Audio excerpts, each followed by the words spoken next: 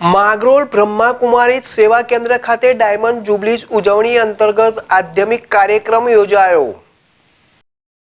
પ્રજાપિતા બ્રહ્માકુમારી સેવા કેન્દ્રની ગુજરાતમાં 1965માં શરૂ કરી જે ઈશ્વરીય સેવા કાર્યના 60 વર્ષ પૂર્ણ થતા ડાયમંડ જુબલી વર્ષ ઉજવણીનો શુભારંભ રાજકોટ ખાતે ગુજરાત સેવા કેન્દ્રોના 1500 બહેનોની ઉપસ્થિતિમાં સેમિનાર યોજી કરવામાં આવ્યો હતો। જે ઉજવણીના ભાગરૂપે માંગરોળ બ્રહ્માકુમારી સેવા કેન્દ્ર ખાતે પણ બ્રહ્માકુમારી રૂપા દીદીની ખાસ ઉપસ્થિતિમાં એક આધ્યાત્મિક કાર્યક્રમનું આયોજન કરવામાં આવ્યું।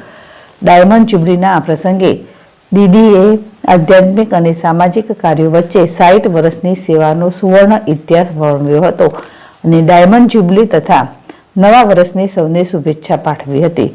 સાથે સાથે આત્મ સુધારણા માટે આત્મનિરીક્ષણ દ્વારા શ્રેષ્ઠ પ્રયાસો કરવાનો શુભ સંકલ્પ લેવા અનુરોધ કરાયો હતો।